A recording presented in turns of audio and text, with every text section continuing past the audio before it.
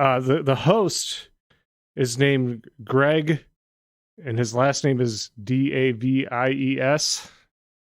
Davies. So he says it just like Ray Davis. He says, "I'm Greg Davis." But everyone else, including the other like hosts and all the guests, all say Greg Davies. Because that's how you say that. So apparently only people with that last name pronounce it that way, and everyone else says Davies. Yeah, that makes sense. You're of the camp that is how that's pronounced. Davies. Davies.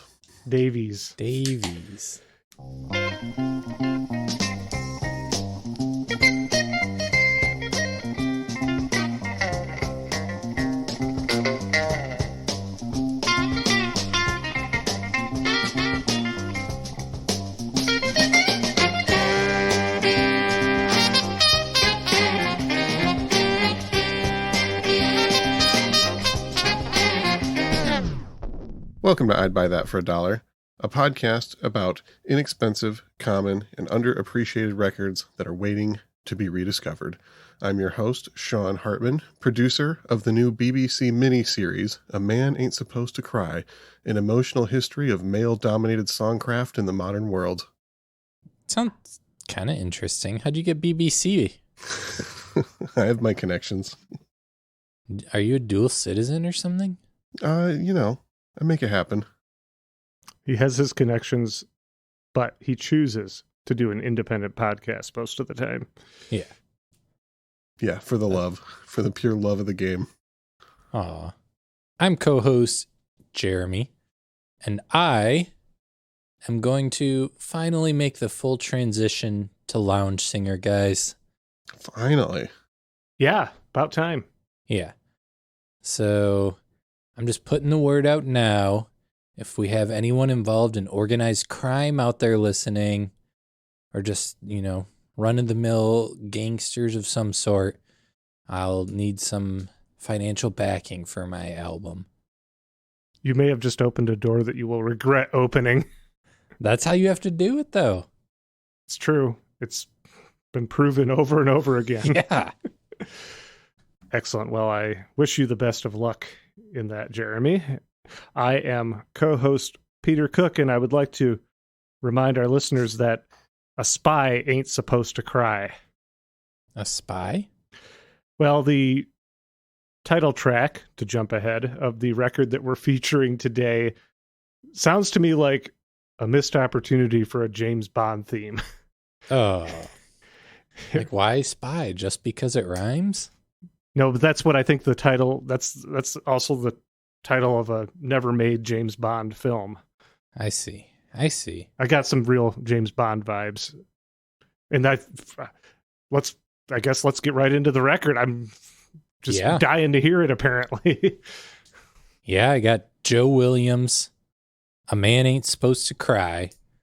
And we're going to start off with that song, the title track, last song on the album, Side B, track 6, A Man Ain't Supposed to Cry.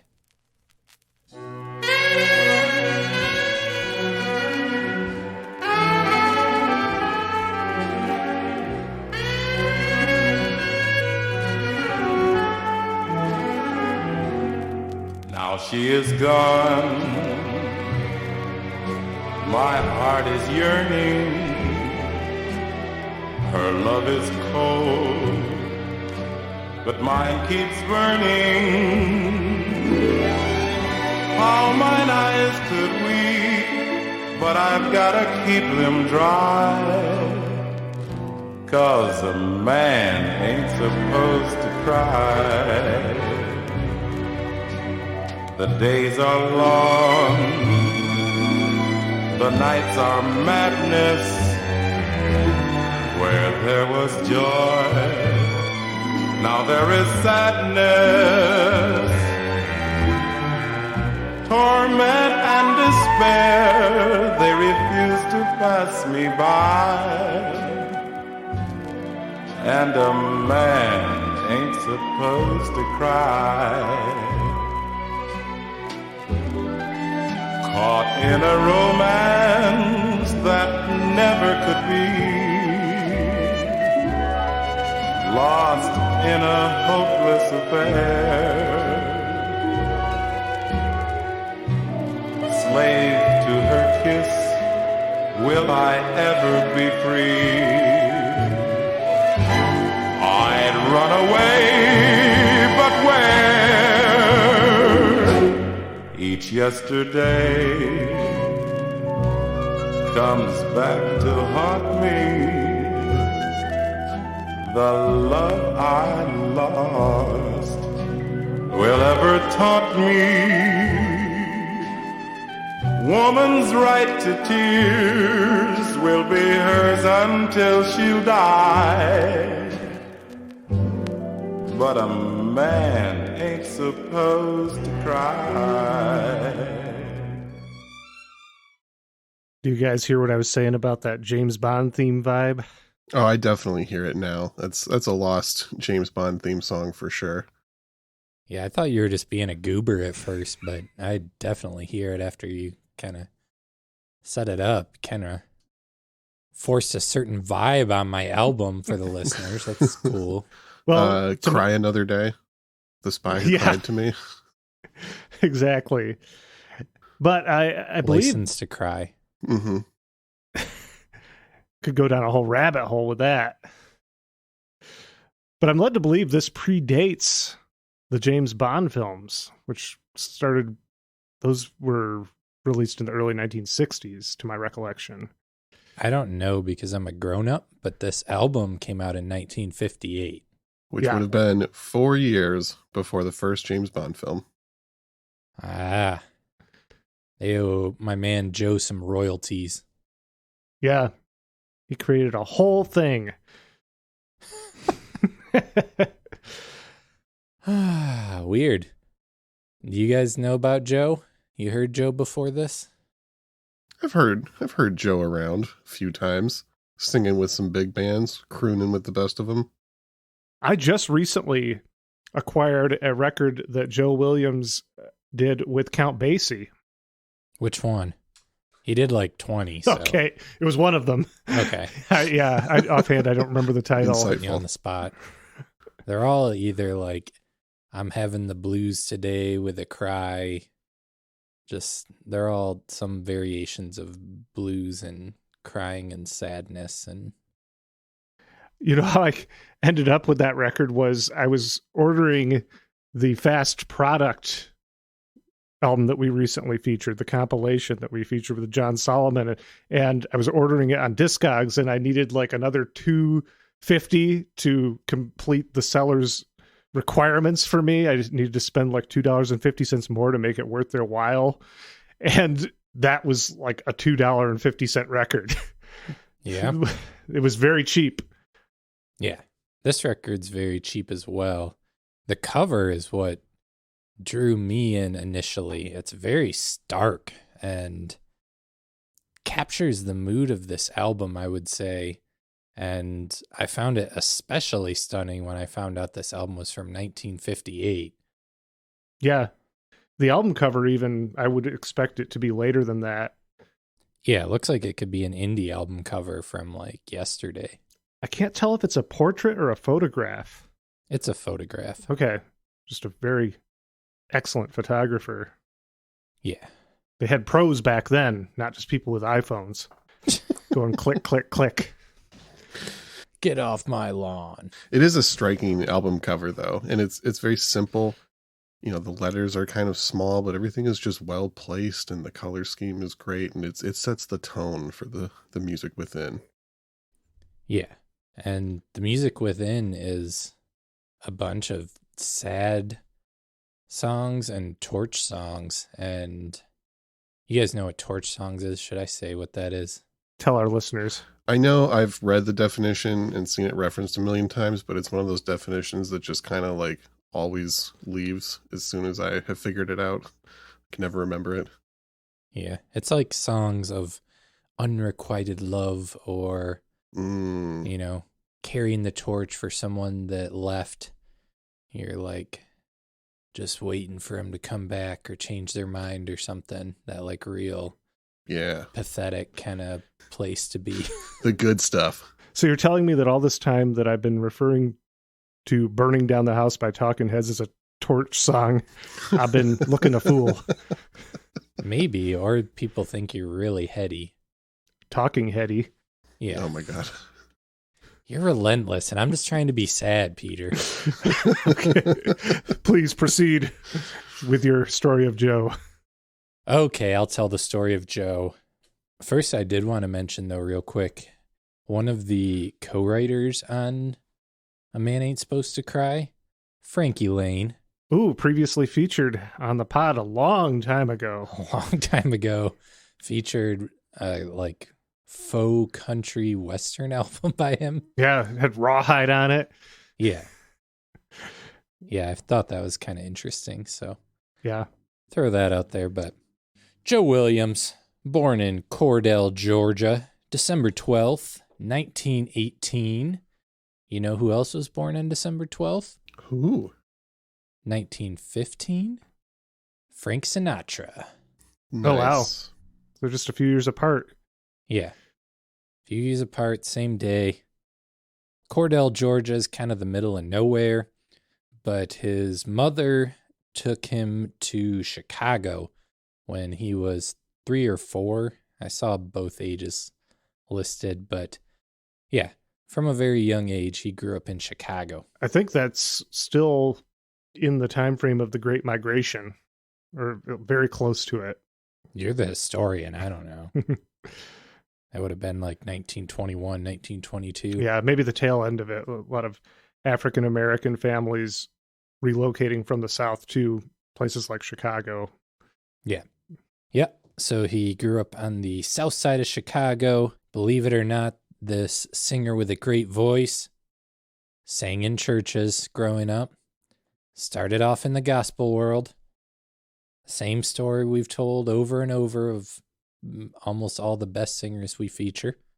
I want one time his family were strict atheists, but they grew up next to a church. Singing was forbidden. He learned in secret.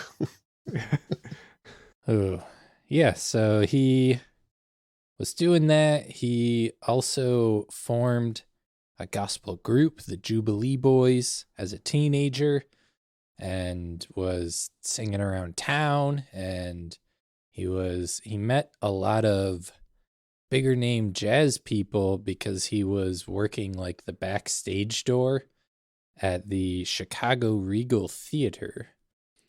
So, you know, these artists coming in to play in town, he'd be talking to them, rubbing elbows. And at age 19, he began singing as a soloist. And he, you know, was doing that around town and got some attention and got sucked into the big band world. He sang with Coleman Hawkins, Lionel Hampton, and Count Basie. So when did he make his recorded debut? Do you know? So this was kind of interesting. His first recordings were from 1952, 1953, and that album is called Joe Williams Sings Every Day, but that didn't come out until after he'd put out an extremely successful debut album with Count Basie called Count Basie Swings, Joe Williams Sings. So that was, you know, his debut album that everybody heard first, but were not, in fact, his first recordings. Oh, interesting. Yeah, I've seen that record around before. The Count Basie Swings, Joe Williams Sings. Yeah, that one has probably his most well-known song, Every Day I Have the Blues, and also has The Comeback and All Right, Okay, You Win, which were bigger songs for him. It seemed like they should be sequenced in a certain order with their titles. The arc of a failed relationship, perhaps. Yeah. So, one other interesting thing about his first recordings that were like his second or third album, half the songs on that album were uncredited but arranged by Sun Ra. Wow. Yeah. Wow, that's unexpected. Yeah. And I listened to them, and there wasn't anything too wild. It was like pretty straight ahead big band. Mhm. It has like a bluesier tinge than a lot of big band stuff. Yeah, I mean, I've even heard some early Sun Ra recordings that are a lot more straightforward than his later work. Yeah. Yeah, and that would have been, like I said, 52, 53. So Yeah, there really isn't too much opportunity to get too weird at that point for most people, even Sun Ra. yeah, It's just world wasn't ready. the world was not ready yet.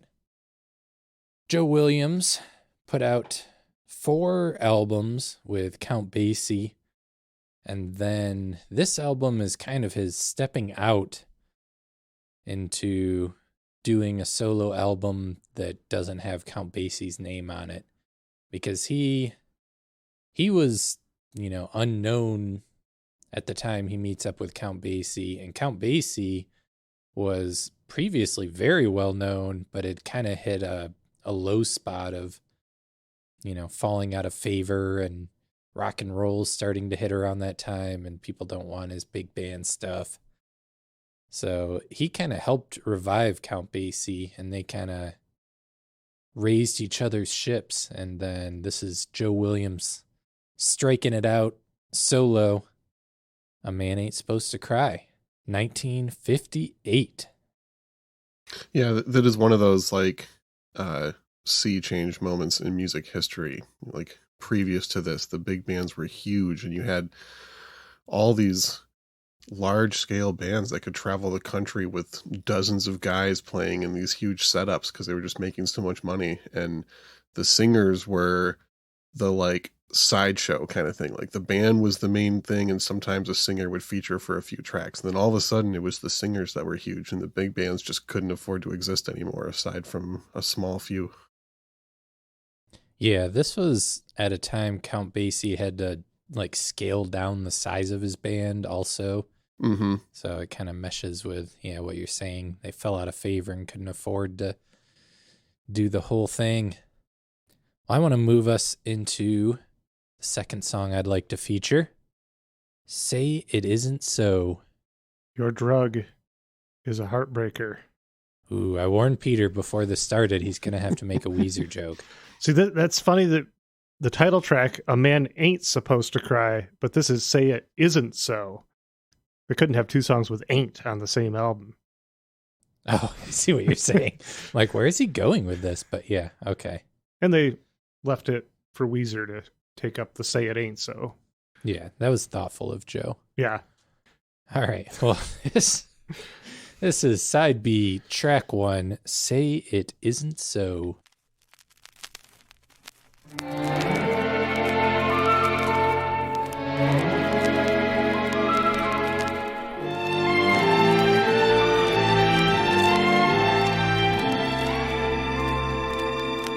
Say it isn't so.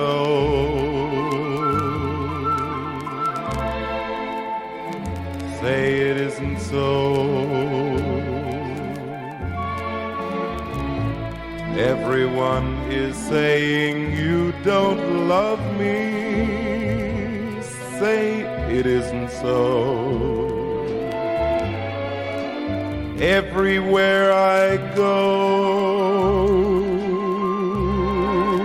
everyone I know whisper that you're growing tired of me. Say it isn't so. People say that you found somebody new, and it won't be long before you leave me. Say it isn't true. Say that everything is still okay. That's all I want to know. And what they're saying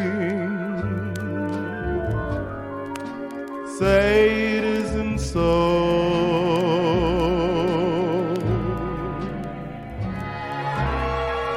People say that you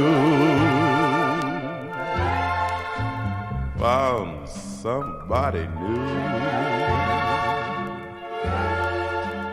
and it won't be long before you leave me. Say it isn't true. Say that everything is still okay. That's all I want to know. What I like a lot about Joe Williams is these songs are just profoundly melodramatic and almost over the top with their sad boyness, but his voice is not, it's not like too much. Like some lounge singers really try and like over dramatize with their voice. And I feel like he's really good at capturing like subtleties and really understated. That's the word. And believable, I guess. Like people who are actually sad don't like put on these big giant shows.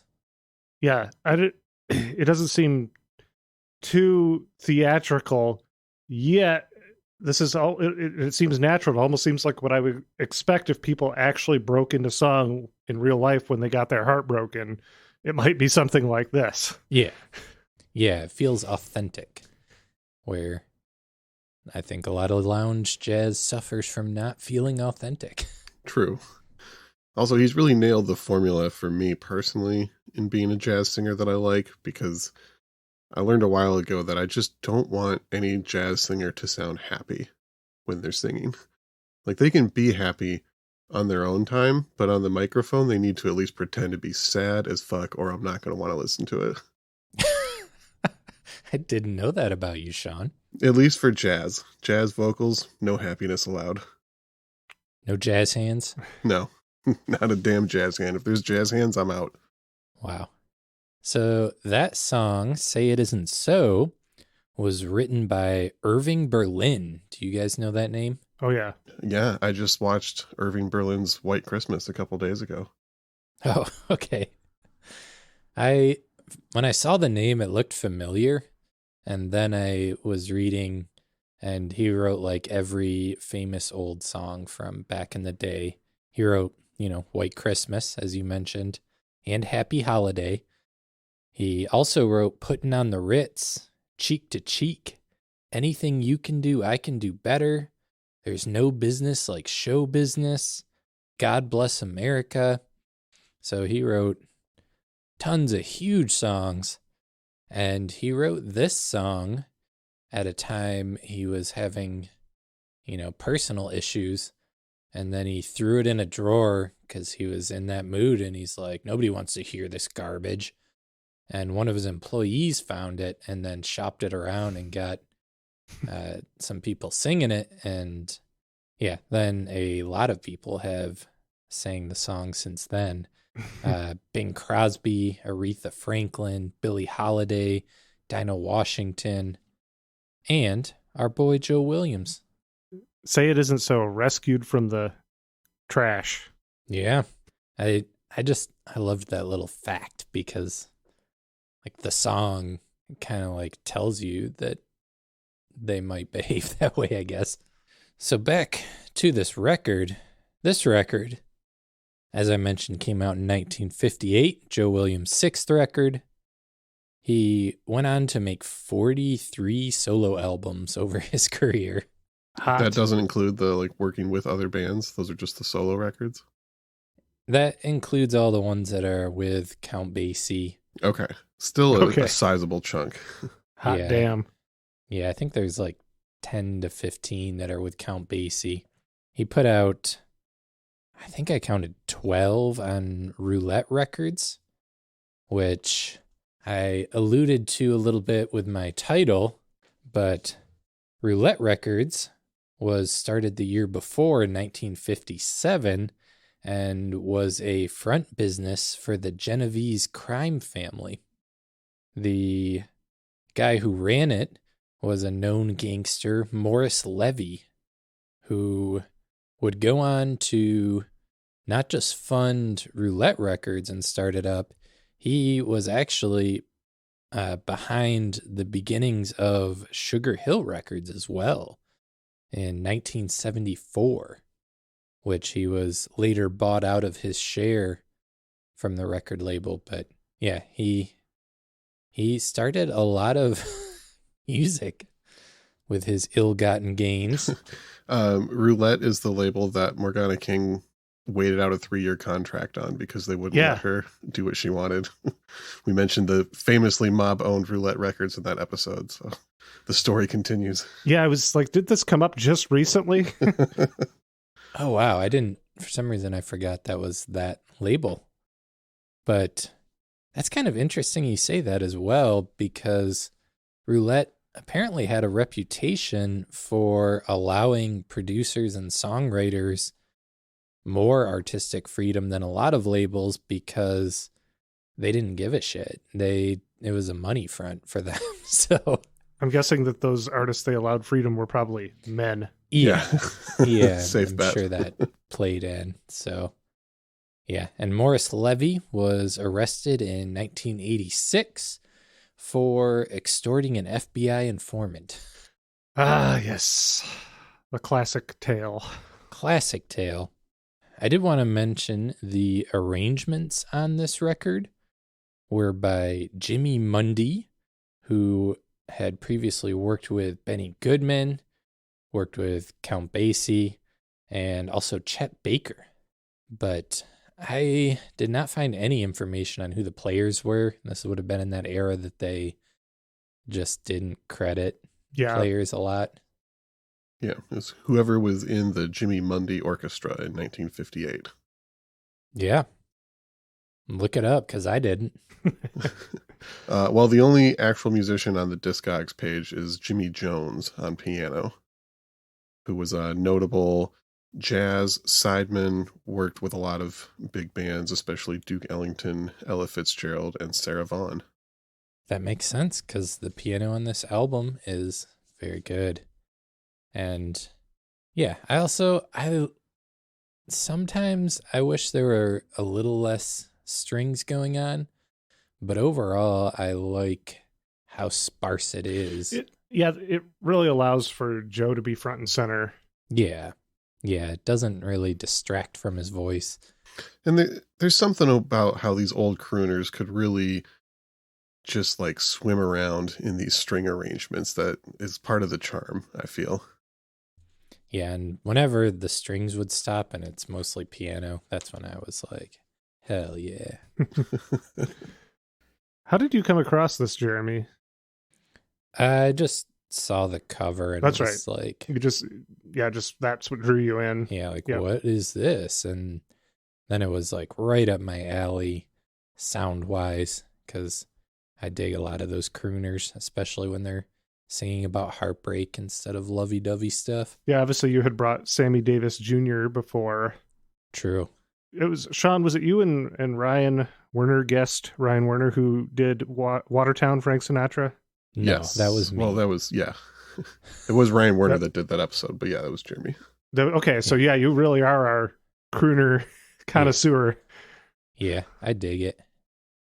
I've even like the folk artists I like a lot of dudes with low, gravelly voices. There's just something about that for me. And you bought this record in Philly, right? No, I bought this from you, who are in Philly, but then you shipped it to me. Oh, interesting. So you were just perusing DJ Hardbargain's Discogs page. That's true. I'm an oft customer, as you too could be, listener. I just did a free ad there. All for you, Sean. DJ Hardbargain on Discogs. From here, Joe Williams went on to a very long and storied career. He'd never really broke through into mainstream success, I'd say. He was always hovering like just outside it feels like. And yeah, as I mentioned, he went on to do 43 solo albums. He toured all over the world for many years. I watched one of his concerts from 1982, which he would have been, I believe, in his 60s at that point. Yeah, that'd be right. Yeah, and he was stellar, and his voice was amazing still. And yeah, he performed all the way into the 90s, recording albums into the 90s, and in fact performed a week before he died. He passed away when he was 80 years old. He had just played like the week before. He was playing in Vegas a lot, doing, kind of regular shows in Vegas as a crooner does. Let's see how my math is. Would that be 1998 that he passed? I was 99. But he hadn't had his birthday yet. Yeah. Gotcha. Yeah, and he also, had to go to the hospital because he was having breathing problems during his shows, and he thought like the pills they were putting him on were like, he didn't like what they were doing, so he just up and left. He walked out of the hospital and tried to walk a few miles back to his house, and that's when he ended up passing away.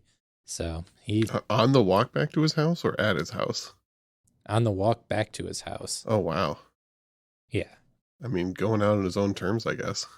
Yeah. That's what I thought. Like, man, he just, he ran till he couldn't anymore.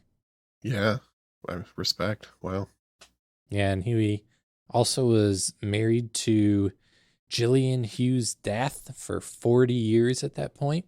So he seems relatively low drama, and I didn't find much about, personal life drama. He seemed pretty on the level there, just working. Yeah. One of those performers who just put in work his whole life. Yeah. He even has a few television credits too, right?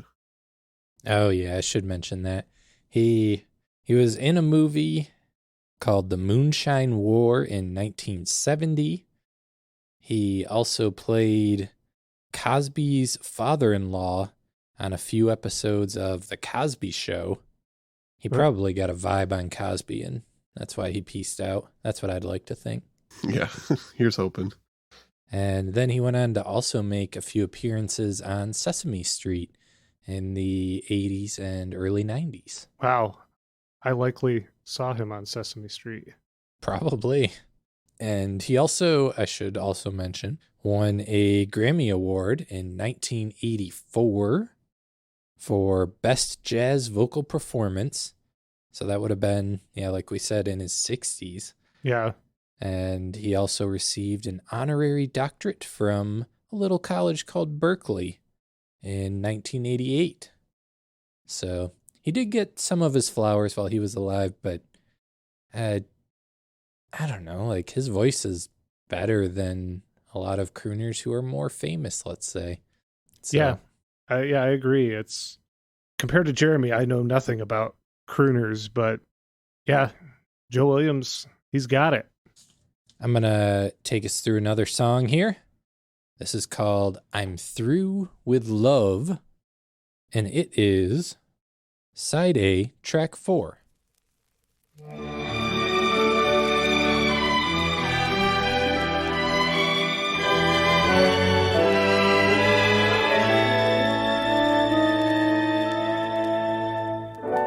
I have given you my true love, but you love a new love. What am I supposed to do now with you now? You're through now. You'll be on your merry way,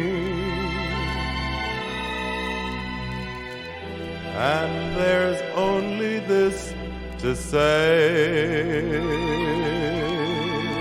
I'm through with love. I'll never fall again. Said adieu to love. don't ever call again, for I must have you or no one.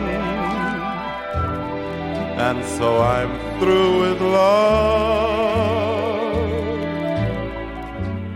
I've locked my heart, I'll keep my feelings there. I have stocked my heart with icy frigid air, and I mean to care for no one, because I'm through with love. Why did you lead me to think you could care? You didn't need me, for you had your share of slaves around you to hound you and swear with deep emotion, devotion to you. The thing that's interesting to me with a lot of these old crooners is, a lot of them are doing some of the same material. We mentioned Irving Berlin, these, old, big, huge pop songs. And while, these songs are really well made and have these timeless melodies, they could be done really poorly by people. A lot of these songs could be really cheesy and forgettable, but it really sets these crooners apart when a guy like Joe Williams can come in and just add so much weight and intensity to these songs. It sets it apart, and it shows the level of skill that we're listening to. Yeah, that got me thinking about, I think, the juxtaposition of me mentioning this, but the dude must have had some heavy stuff happening in his life that is not public information, because how do you sing like that and not have, something that puts that in your voice, I guess. I don't know how to put it exactly, but well, as him being a black man in America during that time period, I'm sure he had just a wealth of experience to draw from. Yeah, that's true. I was curious who had actually written that song, and was looking at the credits, and one of the writers is Fudd Livingston. Old Fudd. F-U-D. Not his given name. Joseph Anthony, quotations, Fudd Livingston. What a terrible nickname to get stuck with. I'd be through with love, too. Yeah. Because my name was Fudd. My name is Fudd. Well, Sean. Well, Jeremy. That brings us to you and your lovely segment where you recommend similar albums to our listeners. It is a lovely segment, isn't it? Yes. Well, this deep voice crooner got me thinking, and the first two other deep voice crooners that I thought about were Lou Rawls, previously featured.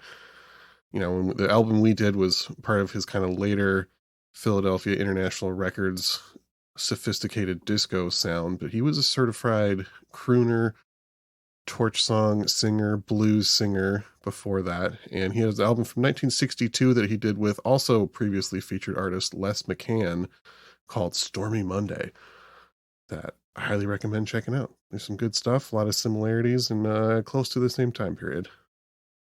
Worth noting that the Lou Rawls album we did was also a Jeremy selection. True. Yeah. Yeah, you guys are seeing the trend. Second selection, I think these guys actually have a lot of similarities in their vocal styles, but Johnny Hartman, who can be a little uncle? hard. Yeah, I wish. Johnny Hartman can be a little hard to find in the dollar bin, but there's tons of reissues of his records, and you can find some of them cheap. A good place to start, if you can find it, is his album from 1963, I Just Dropped By to Say Hello. Many people probably also familiar with the record he did with John Coltrane, the only Coltrane record with jazz vocals on it.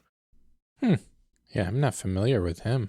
I'll have to check that out. You would definitely like Johnny Hartman then. You got to check him out. He's the man. Ooh, I like the sound of that. Last suggestion, Count Basie and Billy Eckstine, doing the Basie Eckstine Incorporated from 1959. Cool. Billy kind of, I guess, was sort of replacing Joe Williams working with Count Basie at that point. So he's very similar, another deep-voiced jazz singer that you can find in the dollar bins all over the place, and has some really great material if you are Jeremy Ruggles and are into this kind of sound. You just have to be one of those two things. You don't have to be both. Yeah, it helps to be both, but if you can pull at least one off. Cool. Well, that's all I got on Joe, fellas. All right. Love it. Love that dollar bin crooner sound. Keep it coming. Thank you for listening to I'd Buy That for $1. Remember to check out the Patreon over at patreon.com/I'd Buy That podcast. Plenty more bonus content. Lots of cool perks over there. Give that a look. Patreon.com/I'd Buy That podcast. Jeremy, what did you select to send us off on today? Well, this might shock you, but this is another song about crying. It's a song about not crying, I guess. I Laugh to Keep from Crying. And that is side B, track 5. And have a dark winter, everyone. I hope your Christmas is great and you get everything you want. Yeah. Oh, gee, thanks. Thanks for that genuine sentiment. I'm glad that that's not how we're leaving people. Is it next week is our Christmas episode, isn't it? Yeah.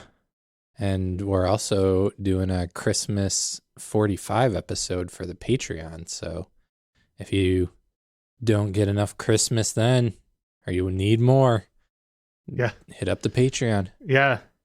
Sean Dad will be spinning some Christmas songs, and we'll be talking about our favorite albums that we purchased this year. So if you want to hear us casually chat more, once again, check out patreon.com/I'd Buy That podcast. I can't plug it enough today. You want to know something naughty? What's that? None of the records I picked are bargain bin records. Nor are mine, I believe. Yeah. So okay, we're I've going to got be one bargain bin pick, so at least I'm holding it down.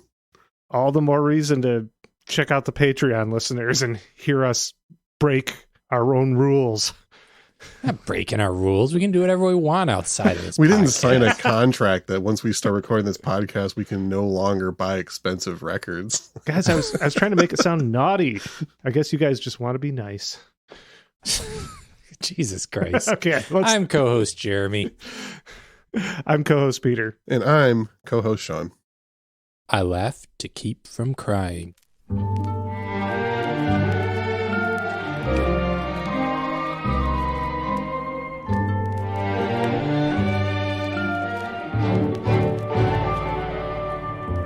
I laugh to keep from crying, and it's all because of you. I hide my tears, and it is oh so hard to do.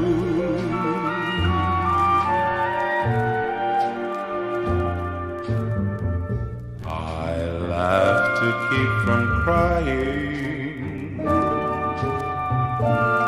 ever since you went away. It seems like years, and it was only yesterday.